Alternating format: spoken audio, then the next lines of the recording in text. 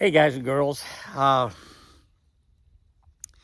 probably really and truly should not be sharing this with you right now, but I feel like I owe it to you because so many thousands of you, tens of thousands, maybe hundreds of thousands of you have prayed for Chris. Unbelievable, absolutely unbelievable. And the word got out real quickly this morning all around the Tahlequah area, when the main reason is Sherry all of a sudden started her prayer warriors praying. And actually the word got out here down in southeastern Oklahoma too real quickly this morning. And as I said in the hospital this morning, and I answered quite a few of your comments, and a lot of you got comments answered this morning for 2 or 3 hours there, that where I asked you to say an extra prayer for Chris. I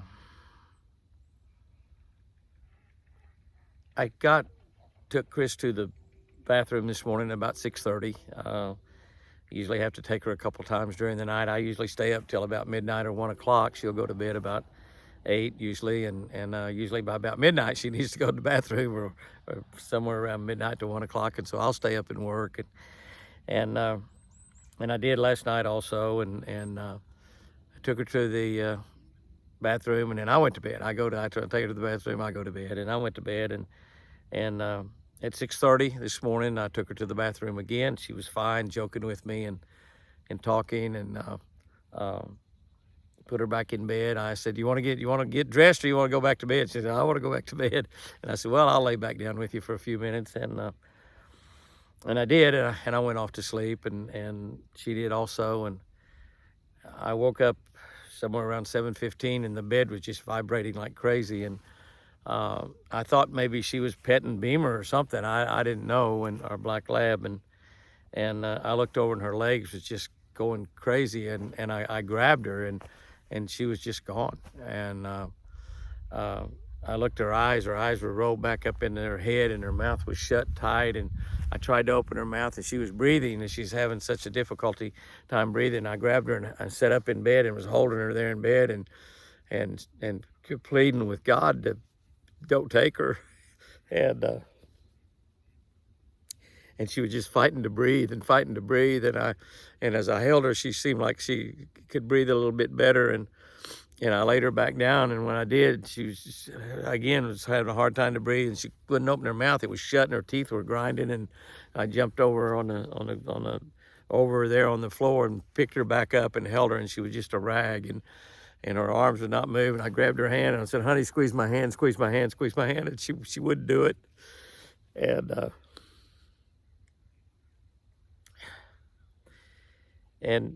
and her eyes were just gone, and there's just nothing there. There's just nothing there.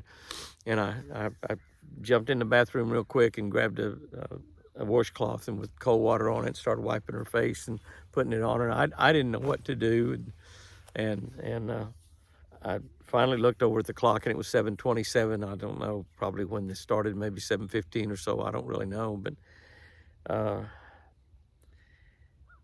and she began to breathe better, it seemed like, and so I laid her back down, and she was breathing fine then. And I called Sherry, and I told her, I said, "Sherry, your mama's had another stroke, but she's alive."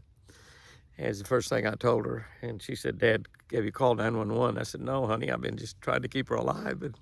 And she said, "Call 911 and get an ambulance and get her to town," and I did. And she sent me a text back and said to have them take her to the OU Medical Center, and OU Medical, and OU Hospital. And she called my neighbor from across the street, Jay Standifer, and his wife, and they opened our gates. We got 2 gates, one at the county road and another one, so it's hard to get in here. And he opened the gates and was ready, and the police came out, the sheriff's department came out, we know them, and they brought the ambulance out, and by the time they got here, she had come back really, really well, and she was saying a few words to me, not many, not making any sense at all, but her eyes had brightened up, and she was. I asked her to squeeze my hand, and she did. In fact, she reached up and got a hold of my arm and squeezed it on her own. And I grabbed her hand. I said, "Squeeze my hand, baby," so she could understand everything that I said. And she had had a seizure, not a stroke, and that never entered my mind. I've got Chris back here at the ranch with me right now. She's fine. She's fine. I thought she might be having a heart attack. That did enter my mind because I just never thought about a seizure. And I know a lot of y'all have commented that you've had seizures after you've had strokes. And I understand now that's very common. I remember people telling me about that, but that just didn't enter my mind this morning. I never thought I would praise God so much for a seizure. I'm so happy right now. I'm just like my heart's about to jump out of my chest that it was a seizure. And I thought she was dying. And I thought she was going to die in my arms. And I'd never been so scared in my life. I'm not afraid to die. I told that to Chris on the way back from town when we came back out this evening, and I put clean sheets and pillowcases and a bedspread on the bed. When she had nice clean sheets, and she's in there taking a nap right now. I got to get back in there with her. I don't know what would happen had I not been there with her. She might have choked to death. And the stroke's not going. I mean, the seizure's not going to kill her. But I told her, I said, "Honey, I'm not afraid to die, but I'm afraid to lose you." I talk about not fearing, and honestly, I ain't scared of nothing. And I'm not afraid to die. I'm not afraid to get hurt. I'm not afraid to get injured. I put all my trust and belief in Jesus Christ. I live at the foot of the cross. But I'm afraid to lose that girl. I really am afraid to lose that girl. And I told her that. And she's not afraid to die either. As we were driving back, Mercy Me, Bart Miller's song came on the radio on Sirius XM. We listened to the message, and probably the only channel we need, probably that and Fox News. But I told her, I said, "Honey, I was afraid you were going home today. And if you were going, I wanted to go too." And she's not afraid to die, but I'm afraid for her to die because I don't want to live without her. And I told her, and I'll tell you how quick things got out. After we got checked out of the hospital, and it was up into the afternoon by then, and I told her, I said, "Well, let's go buy a biscuit," and I didn't realize it. It was like in the afternoon. It wasn't still morning. So we went down to McDonald's to get a biscuit, and they wouldn't sell them that time of the day to us, and so we got a couple of those quarter pounders with cheese and sitting out in the parking lot eating them. And I got in that line like you get in through the drive-through. I hate drive-throughs with a passion. I wish they'd outlaw them all. But I got in that line and I just sat there for like 20 minutes and finally pulled around and went inside and got my burgers real quickly and went out. And Chris and I was sitting there eating them, and somebody now tapped on the window, and I turned around. It was my preacher, Chopper. And he said, "Is everything okay? Is Chris going to be fine?" I said, "She's fine. She's right here." I said, how do you know something's wrong?" He was preaching a funeral today for a 56-year-old lady. And someone at the funeral, he told me who, I don't even remember now, but my head is still sort of just swimming from the whole day. But he said, "What's Jimmy's address on Big Canyon Road?" And he told him, and he said, "They sent an ambulance out there early this morning." And he said, "Oh my gosh." So he went to the hospital looking for her or me, and he didn't know. And could have even been Apache, something hurt with Apache. So he didn't know, but he knew that there was something wrong here on the ranch. And they said he just left. And he hunted me down. He hunted me down at Walmart, and I mean at McDonald's, which is right by Walmart. And I've always said that I've always said that if I get lost in the woods, my preacher will hunt me down. I'm a big tither. He's not going to let me stay lost in the woods. But he hunted us down to pray for us, and which he did. And Sherry had started that prayer warriors and chain back home, and so we began to get calls and stuff. And so I just had to let y'all know, because y'all have been so faithful in praying. Many of you are still praying, and I hate to keep mentioning the date, because I know one or two of you have lost family members right about the time that Chris had that stroke. But it's just coming up on 9 months, and you. I apologize for bringing that date back up, but it's been 9 months, and y'all have been so faithful. I couldn't leave you out. I just had to tell you what happened. And my heart is just busting with happiness right now. My preacher, Chopper McCartney, there at Midway Hills Baptist the other day, preached a sermon about crying out to the Lord. And that's praying a fervent prayer, crying out to the Lord fervently. I mean, the Bible talks about Jesus praying so hard that sweat drops dropped like big drops of blood. He's praying so hard. I cried out to the Lord this morning like I've never done. And I've said a million prayers, but I shouted those prayers. I shouted those prayers to God as I held that lady and pleaded with God. And he answered my prayer. It's a seizure, not a stroke. They did the CT scan, and it looks like that she'll have no setback whatsoever. Been on the phone with Jack, Sherry's husband, who's a doctor. And he said she should have no setback at all. Seizures are normal to happen after strokes, and sometimes they happen the next day, and sometimes a year later, or like this, 9 months later.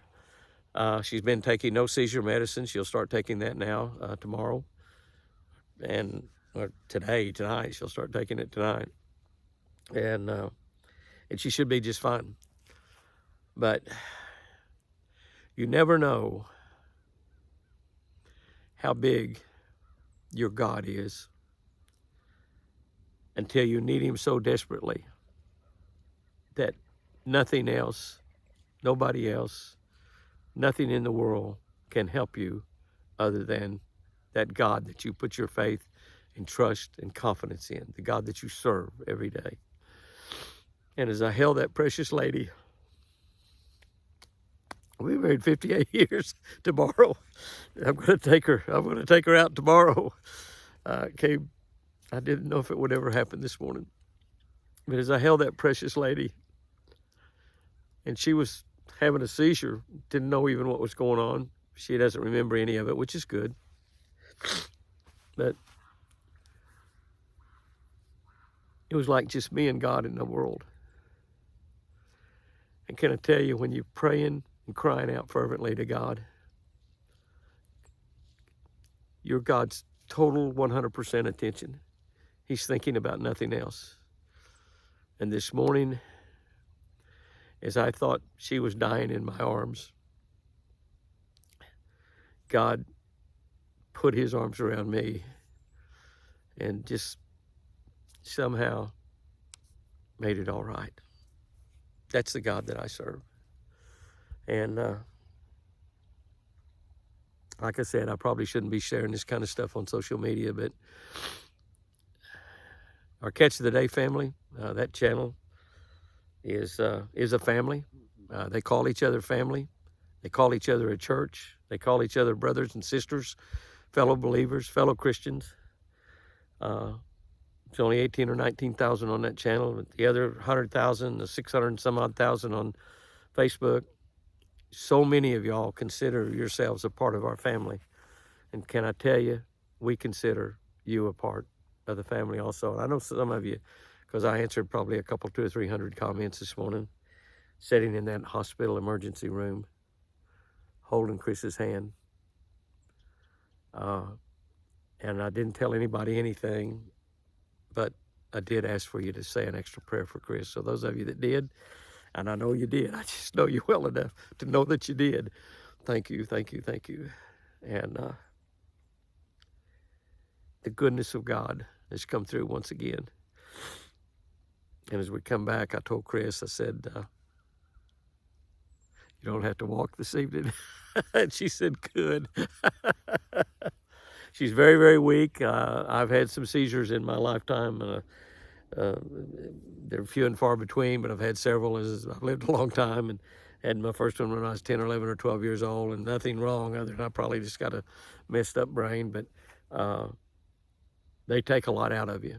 And she's a strong woman, but this has taken a lot out of her. And she's not making a lot of sense with a lot of what she says, but a lot of what she says is just as plain as day.